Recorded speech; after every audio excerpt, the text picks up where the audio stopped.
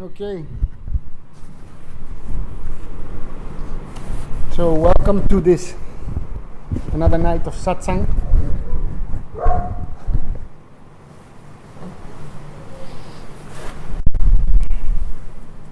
I think most of you already know what Satsang means.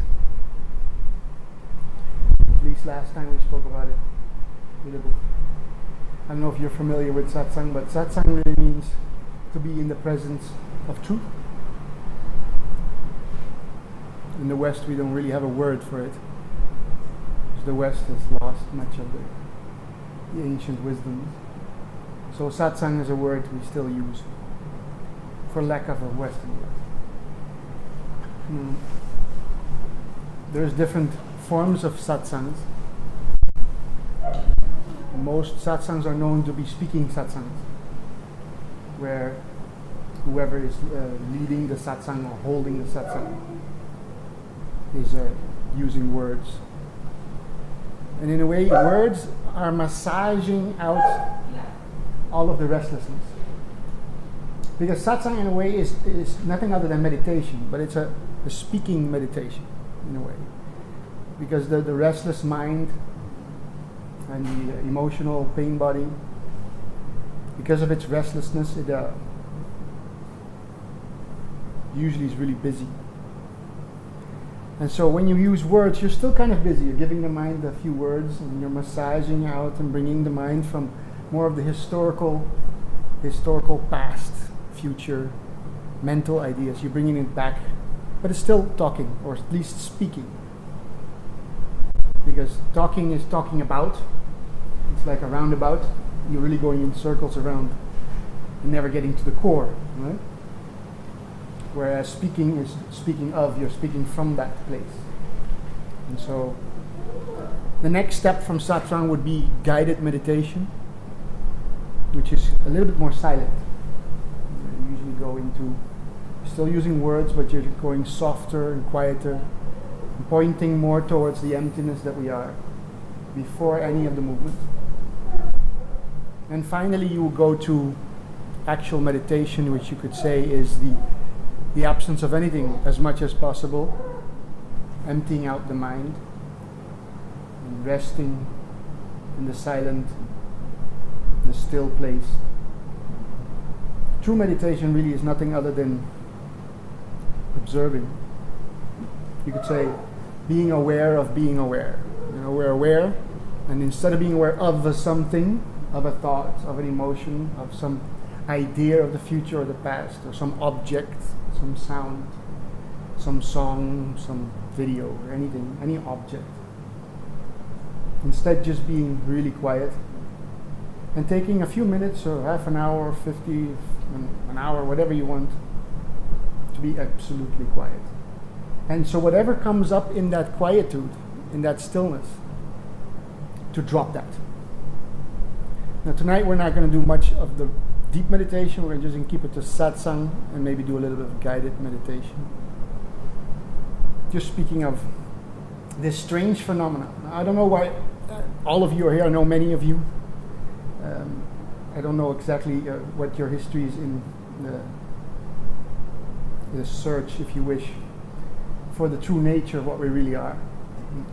But I'm assuming that for most of us, at least the case is that at some point in this mad existence, this world which is now going insane at so many levels, a world where politics, medicine, media, schooling systems, basically everything's gone mad. And most people accept that. That's fine. For most people, that's the normal way of living, the normal way of life, the normal way the world is functioning. And so they just say, what's wrong with that? You know, let's go to happy hour, let's do this, let's do that, let's buy some more stuff, and let's keep looting the oceans and looting the forests and mining more minerals and metals and everything we need. But for some of us, at some point, whether we know it or not, and sometimes you don't really know where you've reached and what point you've reached. For some of us, you come to that point where you want something more. At least you're looking for that place where you are content, fulfilled. happy, joyous, blissful, at rest, really. Whereas the place most people are now are restless. The human rat race is that, which is continuously running around, doing, getting, buying, building, until death do us part, which is usually too late to realize anything else by that time, because by then the only thing people know is restlessness, thinking, emotional turmoil. And so, but for those of us who have reached that point before, we're so frustrated that we either want to commit suicide or just don't know what the hell we're doing in this world anymore. You usually come to a place like this, which is there's many people speaking in these ways, where you speak about or speak to and of. That place where you are content. It's a placeless place. It's not really a location. It doesn't have a size or a taste or a smell. But it's the placeless place in which really the children, when they were young, were pure, were happy. But they were not conscious of it, so they got identified with all the man-made and mind-made objective non-realities, but relative realities, you could say, relative to the eyes, relative to the ears. A relative reality is always relating to something, so it's relative to the mind. And all these relative realities have absorbed and usurped all of the attention for most people. But when you get to that point where you think, what the hell am I doing in this world? And why is it such a madhouse? And I must find this other place that I somehow intuit at first. Most people will intuit at some point at least. There must be something more than what is presented on the news and by the schools and by this crazy world. So you come to a place like this, which is kind of funny. It's a contradiction. It's actually a little bit crazy, because what we're really looking for is what we already are. But because we're so identified with what we're not, we kind of seem to think, which is a weird contradiction, a paradox, that we need to find this other place. Of course, you can't really find what you are, because you are what you are. So most people at least get into this bind. A bind where here you are, you must find something more true than what you've known and what you've lived and what you've done and what the world is offering and what they're telling you that all life is about until you're 60 or 70 or 80 or God knows how long the physical organism may last. But you know, I've got to find something more than that. And yet you are already that. So it's a little bit of a paradox, quite a big paradox, probably the biggest contradiction of all. To how can you find what you already are? And it's really the mind that usually takes on the same function of finding the truth, when it really was the one who was brought everybody away from what they already are. You could say that from childhood, the mind and its emotional pain body, and all the unfaced, unresolved fractions, pieces of traumas really that occurred. Because that's really what happens in youth, because our parents and our school teachers and almost nobody in this world knows anything about how the organism, both bodily, mentally, and spiritually functions. They don't have anything to say about it. So we just go to school and we learn our ABCs and 1, 2, 3s and all our fake history and some science, which is erroneous for most part, excluding consciousness, excluding awareness, excluding the origin of the very perceiver who is the scientist who is looking at the experiment. Scientist doesn't even know what's looking, and yet he thinks he has the right to study something outside. And so the schools and all those things have introduced lots of dysfunction into our lives. And then this dysfunction becomes our normal mode of living. Living as a body-mind, and basically spirit's left all to the side. If you want to use those three words, they're just words, but let's just use the body, mind, and spirit as words. This world knows very little about the spirit. Most people on this planet. We know the body, the physical organism. Even that we don't know much about when it comes to real food and things like that. But then the mind, know even less about that. Most people. The spirit is basically neglected almost completely in our society these days, no matter what society you go to. Even the Eastern societies today have become Western. What once used to be Eastern societies that lived very close, they left. They also went into the materialistic, money-making, factory-producing, all that stuff to try to fill this black hole which can never be filled unless you return to that place which is what you really are. And so the child picks up all these traumas and doesn't know how to deal with it. In a way, one of the best ways to say it is in inner engineering. It's a word that's used by a man that speaks about these things as well, and he uses the word inner engineering. We really don't have any inner engineering. When we go and we draw a house and we build a house, we have AutoCAD programs. We print it and we have all kinds of tools that we use for building houses. But when it comes to building a sane and healthy mind, and then of course moving on to the next realm into the spirit, we don't have much tools. So the children really get traumatized, no matter how good your family was, no matter how dear and loving your family was, unless they were, and even if they were, truthful. They wouldn't been able to stop you from getting traumas. As small as they may be, they add up. And over time, the pain body grows because the physical and mental and spiritual organism doesn't have the tools, doesn't even know where it's at in the beginning. The child doesn't even know where it's at.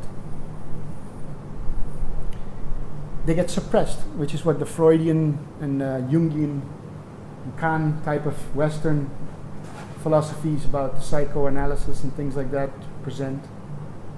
These traumas get suppressed. Basically it said, look, I can't deal with this right now, so I'm going to store you down in what we would call this area right here in the stomach. You could say it's an inner body, the inner body, not the physical body, but the energetic body. And it says, okay, can't deal with this right now, boom. We'll deal with that later when we do have the tools. Because the parents don't have the tools, the child doesn't have the tools, the teachers don't have the tools. And so this pain body starts growing, and over the years, the child becomes more mental and still can't deal with this. Now, at some point, this pain body is such a turgid, heavy, constricted ball or knot of emotional tension that it doesn't really want to be looked at, because it's at least so tense and so uncomfortable, so inside of this area of this inner energetic body, that the mind starts taking on another function, which the mind is not our enemy, really. The mind is in a way our helper. But we learn language, we start thinking, and then this is just a tool we got, and it's a very good tool, very useful tool, and also it is for most people the tool that then finally ends up tormenting them the most. And so they end up thinking, worrying about the future, about how much money they might have, all kinds of things, whether their body has cancer or not. And even if they feel one pain, a lot of people can go quickly into stress and strain and panic, convinced that they have cancer and are going to die soon or whatever. Because this pain body that cannot be faced and could not be dealt with because the child didn't have the tools to deal with it, is so discomforting that the mind wants to make distractions. It wants to say, hey, over here, let's think about this, let's think about that, let's think about tomorrow, let's think about the holiday. Let's remember that good day we had back then on the beach. It was so fun, and all the barbecues, and then the movies, and then the rat race has begun and endlessly goes faster. The TV programs go faster. Now when you have trailers and things, there may be 1 second fragments. I remember even when I was a child, There used to be a thing that went 10, 9, 8, 7, 6 until the next program started. Now it's faster and faster. Because at least when you're distracted from the pain body, this discomforting emotional pain body, then you're not looking at it. You don't have to face it. And so you keep running around and doing all kinds of things. Next holiday, next car. Some men in their midlife crisis start looking for the next wife and the next girlfriend, usually. Usually it's a girlfriend that's many years younger. But boats do the job for many, and cars do the more jobs, and new holidays, new houses, football, all of the entertainment, happy hour, Friday. Just to not have to sit quiet and be with what really is still unresolved. And so,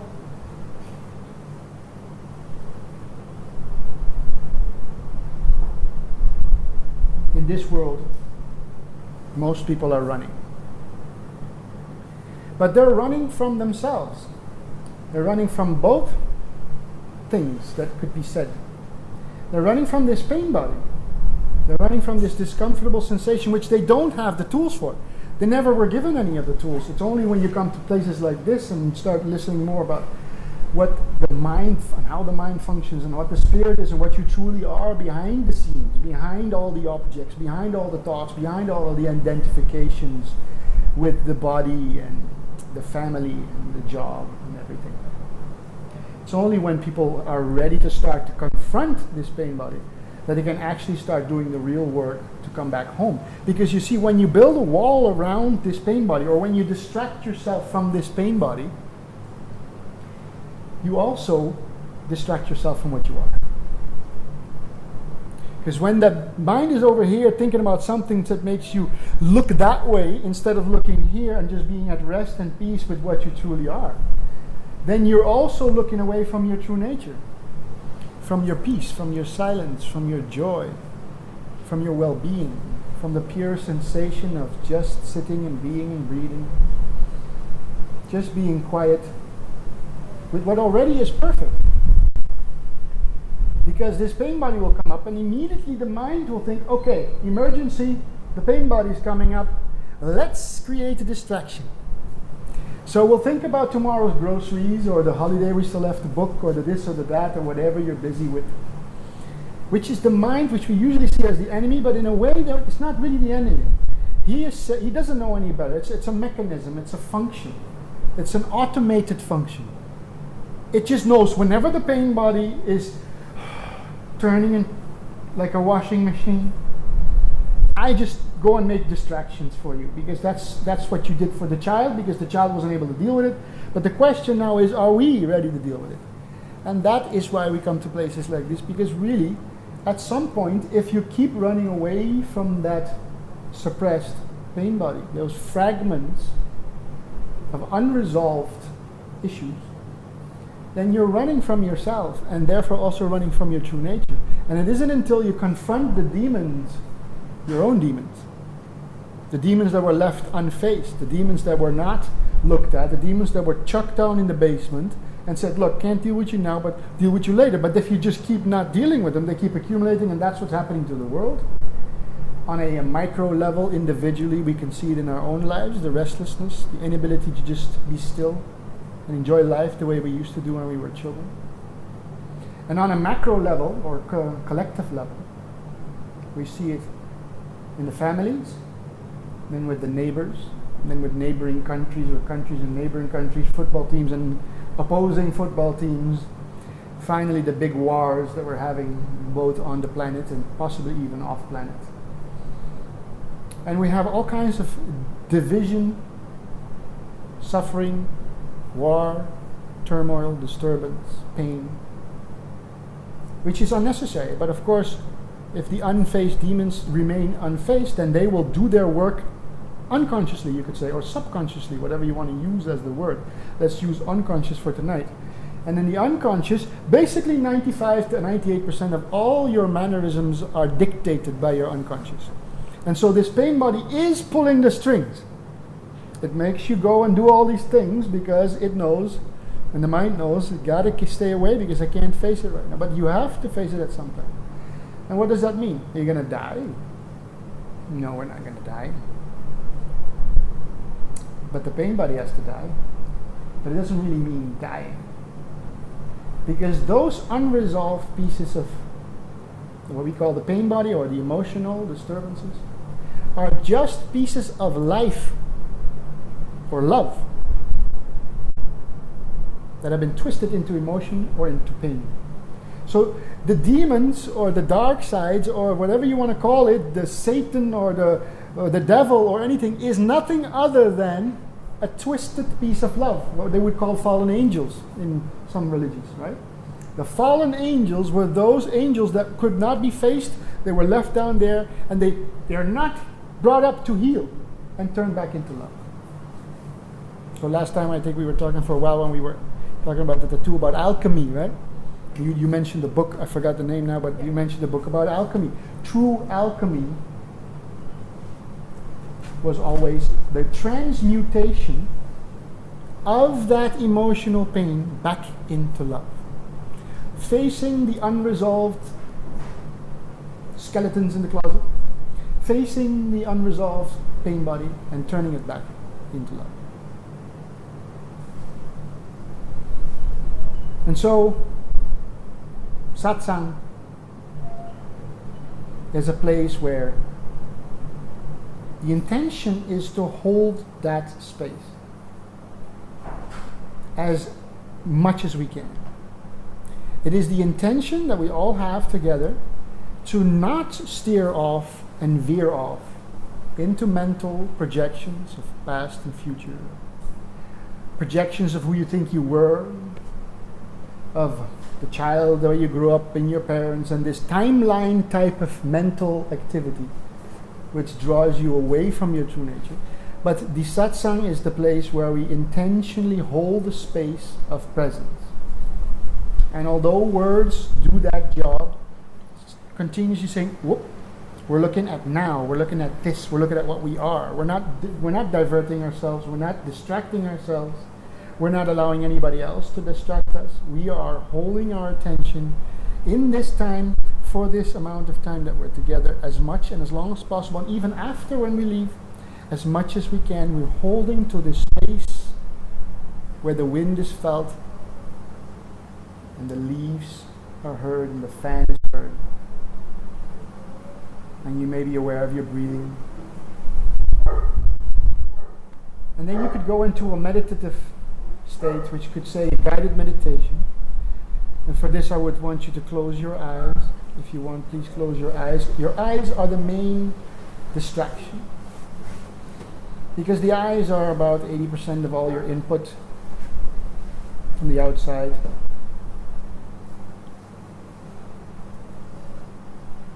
And then you've got the sound, but sound you cannot really shut off unless you put earplugs in. So we don't put earplugs in, especially if I'm speaking. But mostly sounds don't really distract unless you're at a New York crossway or some other busy place. In fact, many sounds can be really relaxing. And we come back to what we truly are without any of the decorations of the mind. Usually, because I've been speaking for a couple of minutes, you're already quite relaxed. But a good way to relax the body is to comb out any of the tensions that you might have in the body.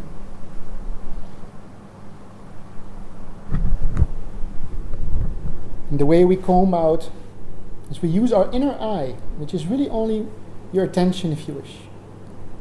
Let's call it your attention for now. You're looking, but not with the eyes, but you're looking with the attention. And you're looking at the tip of your nose. Can you feel the tip of your nose? How do you know that your nose is alive? You don't have to touch it. You don't have to feel it with any of your hands or anything like that. Is your tip of your nose there? Can you look, in other words, with the inner eye at the inner sensation of the aliveness of your nose? Now go to the lips. You'll notice the lips are very sensitive. It's what we talk with, what we eat with, what we kiss with. Very sensitive part of the body, and therefore the inner body is also very easy to feel, to sense, really. Can you feel the aliveness? It's a kind of tingling, a very fine vibration.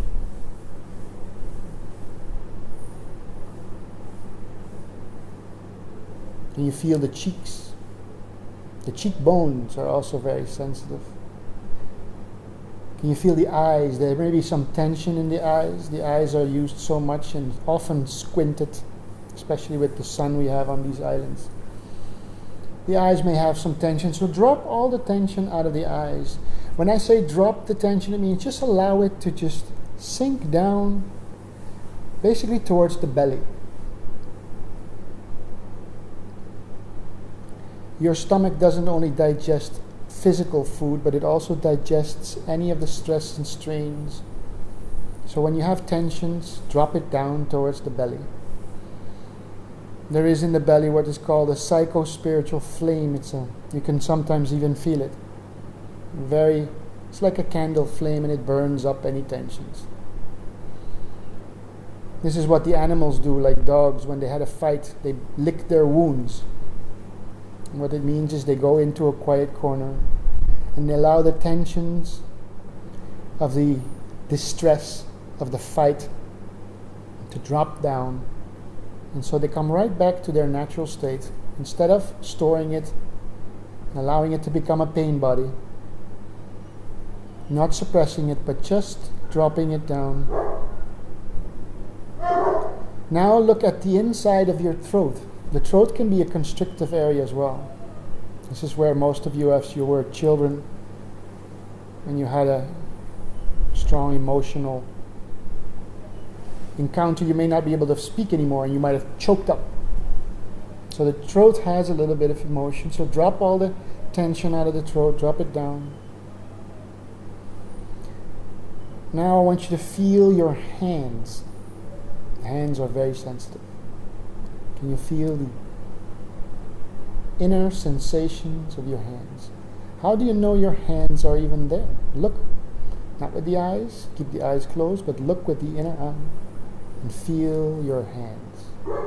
Very sensitive, very strong, present sensation.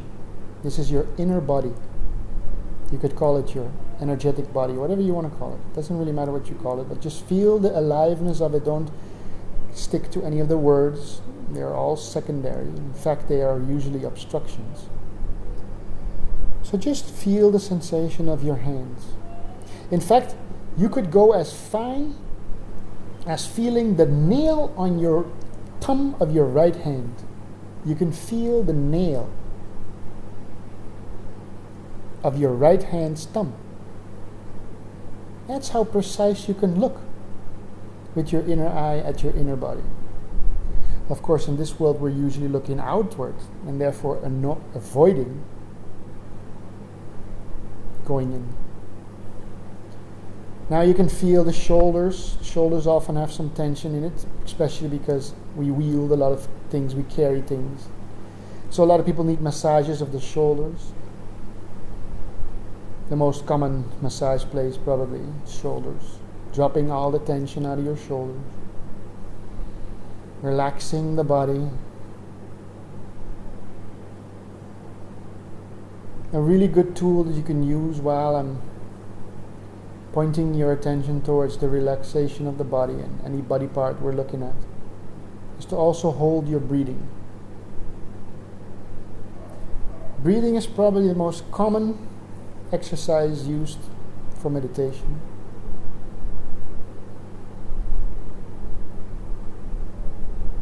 Just take in nice deep breaths and try to breathe as deep as you can into the stomach area, which is really the diaphragm. You're not breathing with the muscles of your lungs, but you're breathing down deep into the tummy, the diaphragm. It's a special muscle down in the tummy that pulls down to open up and pull in the air. The more oxygenated your body is through good breathing, the more relaxed the body can actually be, and therefore the more relaxed the mind can also be, because you are well oxygenated. This is the main reason for sitting up straight.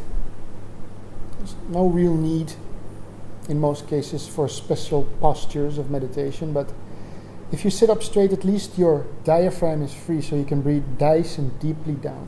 So take a nice deep breath into the diaphragm and breathe out, and as you breathe out, relax.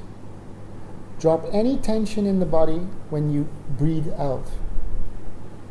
You notice the tension in any body part when you breathe in, and you drop that tension as you breathe out. Now feel the feet. While you breathe in, notice the sensation in your feet. Feet don't really have any tension in them usually, unless you've been standing all day. Breathing in deeply into the diaphragm and breathing out. The reason these acts or activities, if you wish, are practiced are to bring you back to something that is now. Thinking always is about something that's not now. You can literally never ever think about anything that is now. You can just be now and observe, see, be aware of, be conscious of what is. Thinking is always one step behind. It's always, like they say, an echo, sur echo. So why we focus on the breathing and the sensation in the body is because you know for a fact that that means your attention is staying with the presence, because it's now, the well-being in your body, the breathing, the sounds of the wind going through the palm trees and the leaves, even the fan. All of it is now. And so the exercise is really to become again acquainted with, to become comfortable again with this beautiful silent place of stillness, of awareness, whatever word you like, consciousness, love, God, joy, bliss. I don't care what words we use, whatever one you might have taken a liking to. I like sensation, well-being. Just rest in the well-being of the inner body. Feeling the hands and breathing, feeling the lips. Your whole body is sensating. It's not a feeling, it's not an emotion, it's just a very fine tingling vibration of aliveness. This is a quiet, nice, beautiful, joyous place to rest. For most people in the world, they never really rest here anymore. Once they've reached puberty, and afterwards they go almost continuously from the morning when they wake up until the moment they fall asleep. Their attention is never really with this quiet, silent place, but always with the thinking, always with the objective, externalized world. And so the restlessness just piles up and up. But here in this quiet, silent place, all is well. This is really coming home.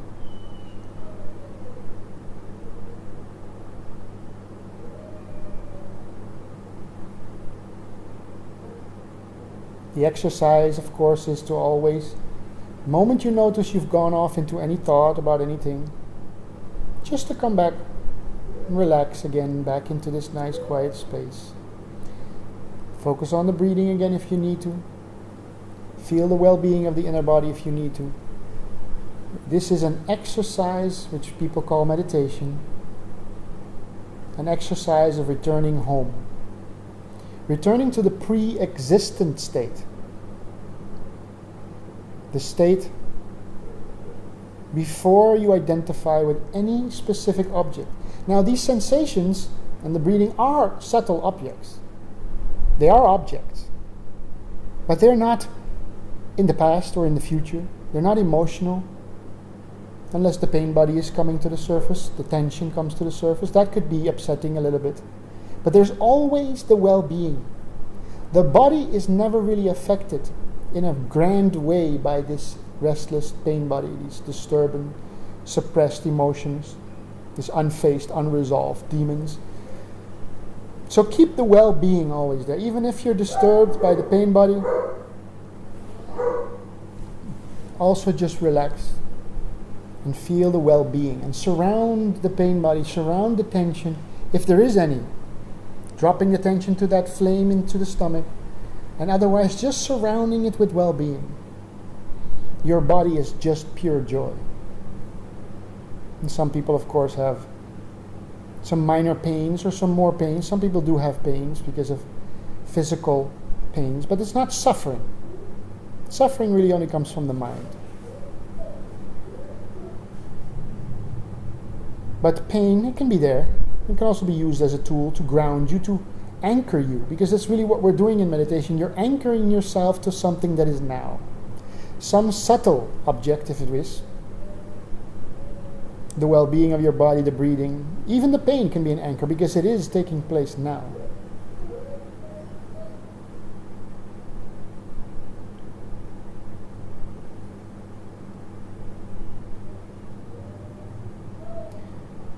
This is basically a guided type of meditation. You can open your eyes at any moment if you want to. You can also keep your eyes closed. It doesn't matter. Whatever you feel relaxed with. Remembering that the eyes are a big cause of distraction. And so if you enjoy keeping your eyes closed, you're always free to do so at any time.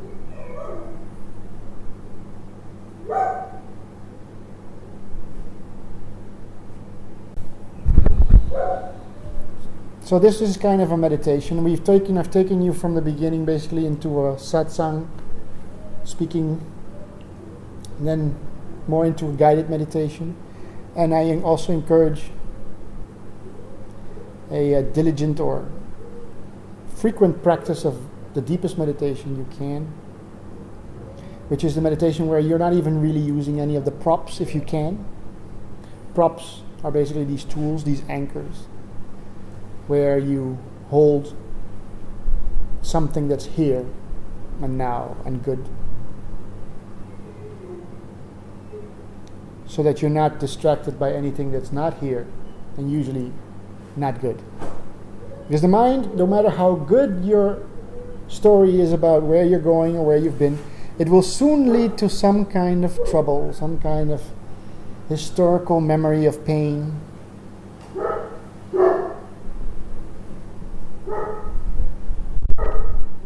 It will lead you to some kind of lack of money, some kind of worry.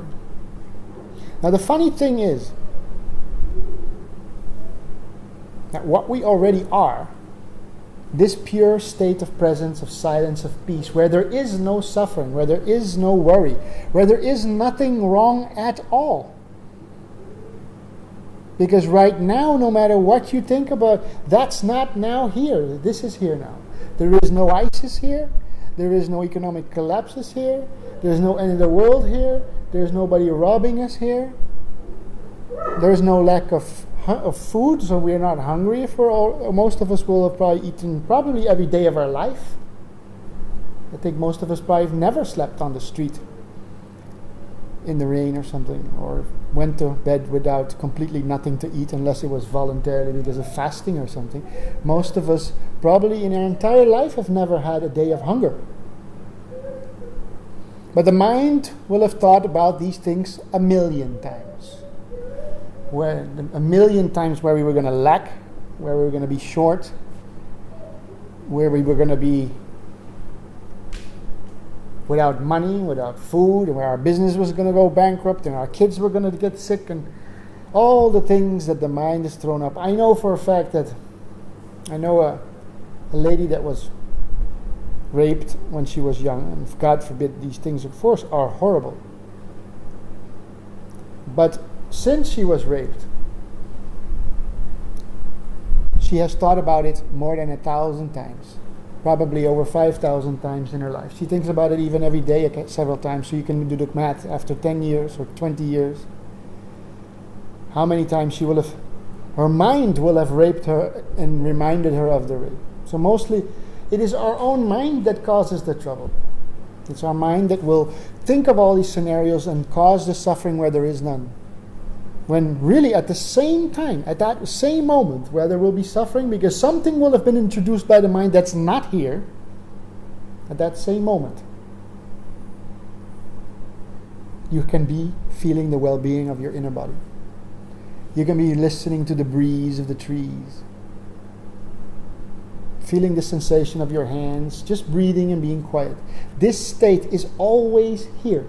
Without the thinking mind, without the emotional disturbance, without the psychological continuity of this so-called mind-body entity of thinking, which does not really exist at all, but this function of memory, regurgitating, all constantly bringing up these things that have already passed, that have already happened, and into this situation of now, which is not here now. The things it brings, it's not here now. So it is really the cause of covering over what is already pure and silent and quiet and good and joyous and blissful and everything that you can call good or God or life or anything you want to call these. The universal principle of peace, joy, the emptiness, the void, the stillness, the silence. It doesn't matter what you call it. It is the pervading, the all-encompassing, the ever-present, the always-present state, the very primordial state in which everything arises.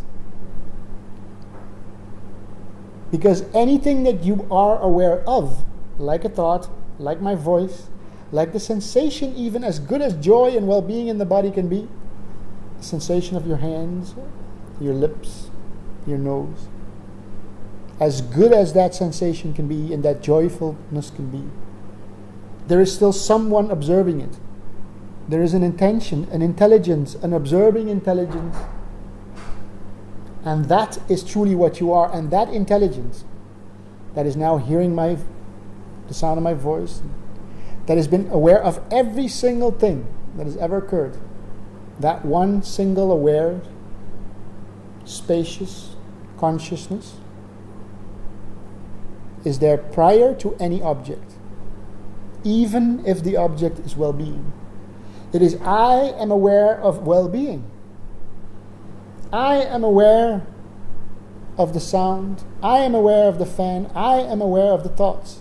But from the sensations of well-being, all the way up to the most disturbing states of anger, fear, frustration, turmoil, whether it's somebody screaming in your face at a traffic jam or some angry, crazy drug addict or something that's completely out of his mind on the street, causing some kind of weird confrontation.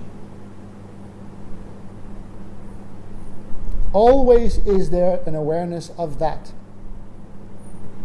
And the question is, what do you put your awareness to? Or you want to call it attention, let's call it attention. What does your attention go to?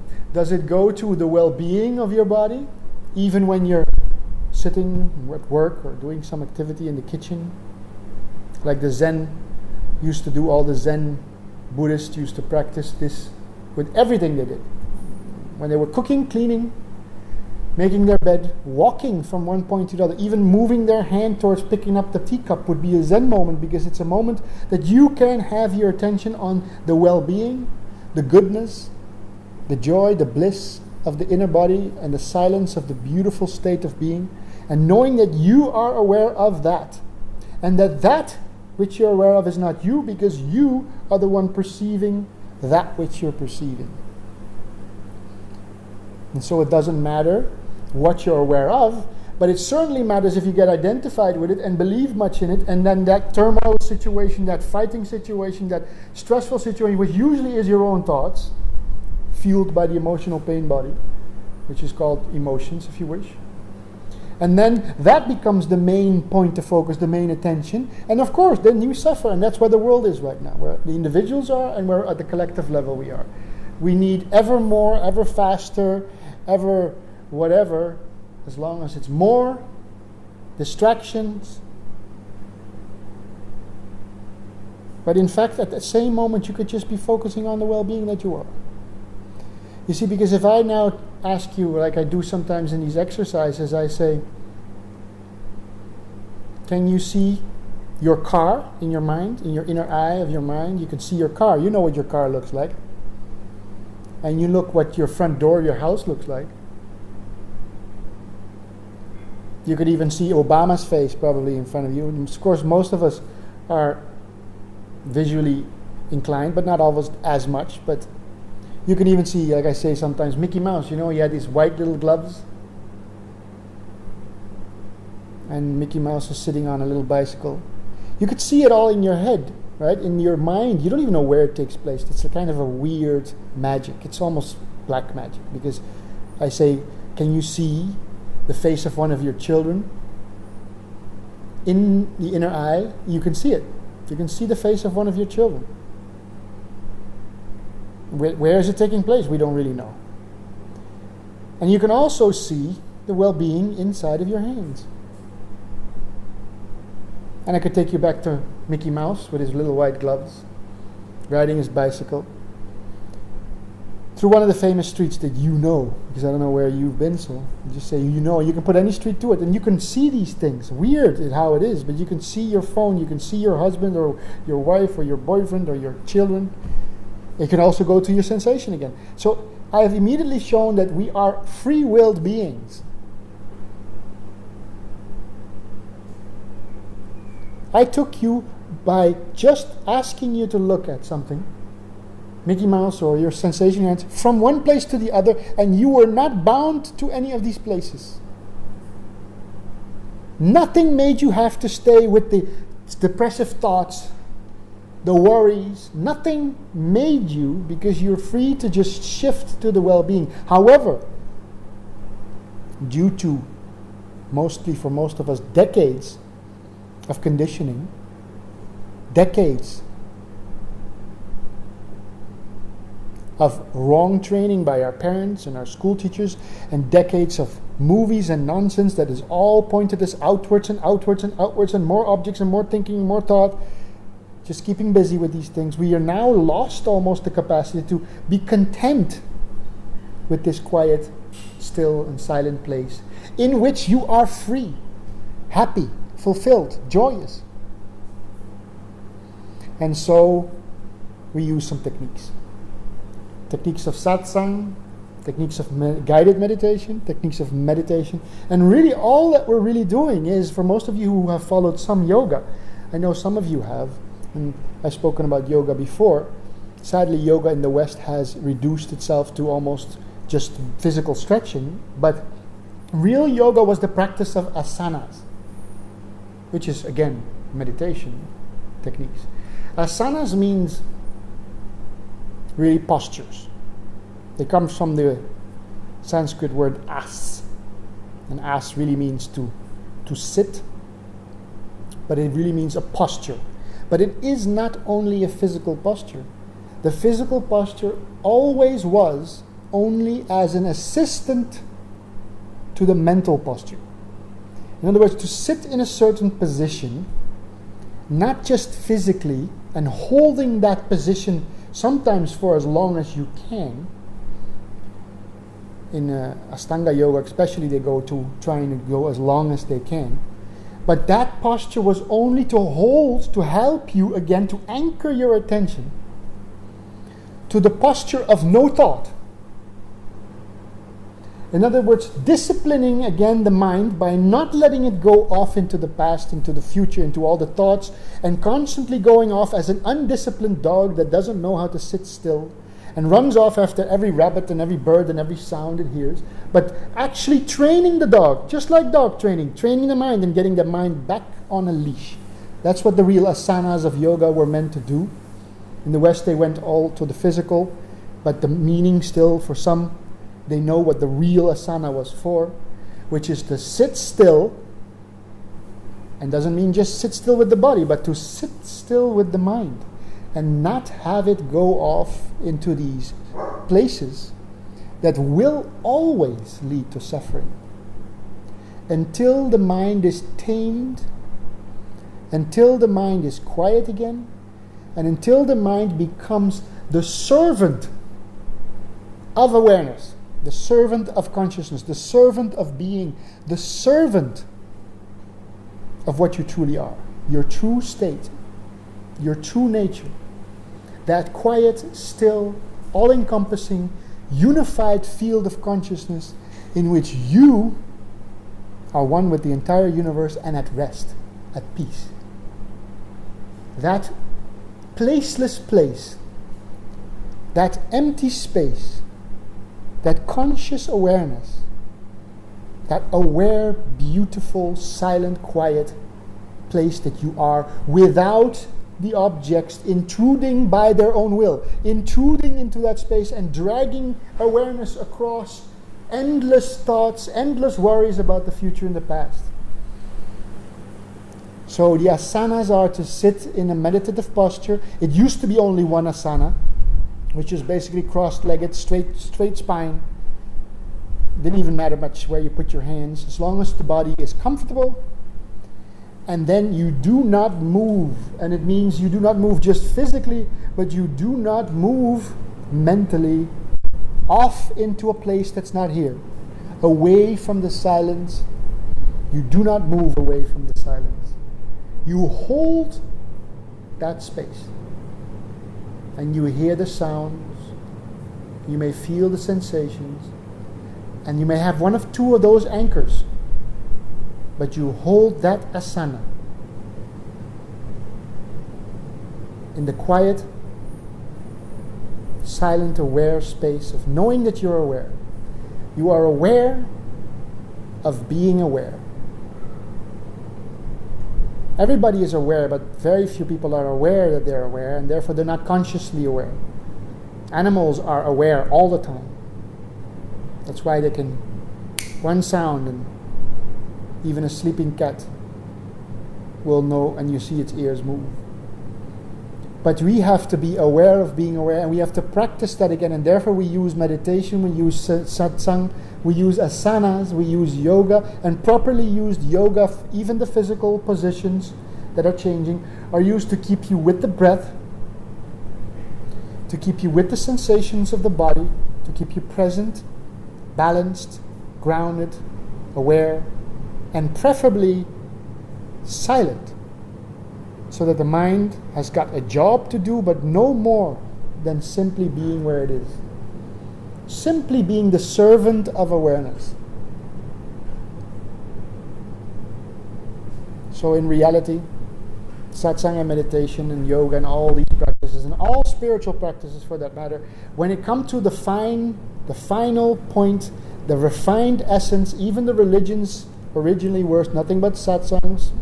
There were sages and teachers speaking about this and reminding you of your true nature, and reminding you that only the mind and emotions and the unresolved pain body can take you away from that, and so that you could rest again and come home to the Father, right? I and the Father am one. There's only one I in the universe, and I am it, which is the I that is aware. So don't call me I. I'm not speaking only about I. I'm speaking about the one I, which is the same I in you as in me, as in every animal and in every other thing. And if there's any other species in the whole universe, the awareness looking through those eyes or whatever tools they have, ears and sensors or sonar or whatever the animals have or creatures have, whatever is aware of whatever object is arising is the one awareness, the one God, the one Allah, the one true being, the one cosmic, universal being of life itself. And in that being, resting in that being, really being quietly resting in a being, it will be intimated to you. Not through words necessarily, although they may convert into words later, through insights and realizations. In that quiet space, you will actually enter into the place, the placeless place, the original place, in which all the connections with the whole universe will be intimated to you, and you will know that I am that. Before I take on the body, before I take on the thoughts, before I take on the jobs and the worries about my money and my kids and my this, before any of those objects, I, the pure aware space, is what I am and is what everything else comes from. It's the unified field, which they now call in quantum physics. It's the one energy source out of which everything in the entire universe arises. That is not intellectually, that has to be known directly by sitting still and silent and merging with what you are before any of these other things become so important and distract you from this placeless place, this good, quiet, silent, joyous, beautiful place of inner stillness. And only when you all are sure, because you have rested there deeply enough, often enough, will the full release of this deeper wisdom, which is not knowledge, definitely not information, it's not even knowledge, it becomes the wisdom of the direct knowledge, which they used to call Gnostic knowledge, the Gnosis. Gnosis was direct knowledge without any interval. No interval of time needed for any words to be uttered. It's just instant insight, and you're one, and you know it deeply within. And only when we know, as a species, hopefully we get to some point of a majority, a tipping point where maybe 10 or 15% of the people on the planet may reach this state. It's enough to tip the entire thing to another direction. Because when you really do know that you're not separate, that I and you and all the bodies of the animals and all the bodies of the trees and are all one, then only when you're absolutely sure that you're one, because you've realized it not intellectually but through the being of this silent space. And that releasing that wisdom to you directly through what we could call realization or insight, can we start living individually more peaceful, with our own minds and our own situations in our daily lives, and as a collective species on this planet, if you wish, whatever this planet may be, whether it's just a manifestation of consciousness or some kind of weird hologram, whatever we're living in. But knowing that, first of all, I, awareness, am the source and everything comes from this. Because science will always tell you the opposite. Science has a wrong idea and claims that physical universe is there first, come from the Big Bang, was created out of some, mystery Big Bang. And out of this tiny little dot, as big as a little speck of a grain of sand, came everything. That's what science claims. And then these gases and these materials and all these elements were just floating around and it just happened to come together and turn into these suns and galaxies and all these things. And it suddenly happened to be one planet around the sun that was just far enough for, that when the volcanoes quieted down and suddenly this little animal came, this one single-celled organism. And from that, all these other things came, and finally we crawled out of the ocean onto our legs and feet, and finally this brain was suddenly involved by just coincidence, just haphazard, wacky, stupid chemicals out of this Big Bang, which is no intelligence behind it at all, which is what science basically believes. Generally speaking, there are exceptions, but they're usually outcasts. And suddenly something came, and out of the brain of the human we had now consciousness. And now we have this reflective, self-conscious consciousness. But it is exactly the opposite. Everything, including the physical universe, which we call physical universe, which now quantum physics has proven, is nothing but fluctuating energy fields. And we can't find any solid matter anywhere, but just more space and space and space. Endless emptiness. Out of this consciousness arose the phenomena or the effects of this physicality. And yes, you want to keep biology, keep it. You want to keep physics, keep it. You want to keep chemistry, keep it. But it just explains the mechanics of consciousness. How consciousness functions When water touches fire and what happens, it's not a fact of physicality, it's a phenomena of consciousness. And once you know that you are that, by resting in it, of course it's good to listen to things like I'm speaking and other teachers that teach stuff like this, and sages and gurus and whatever you want to call them, masters and all of these. It's good to listen and read. But finally, only by merging with this quiet state, losing the attention or the interest in the phenomenal world of thinking and the physical, and being able to be comfortably resting in this quiet, silent place without the need of emotional and mental continuity. In other words, to drop everything and be in this next level of silence. Because this is truly what you are. This is the higher levels, if you wish to call it that. This is the fundamental level of which everything arises out of the universe. Everything in the universe, everything that we can see, hear, touch, feel, taste, is nothing but an effect of this consciousness. And in fact, it is very obvious.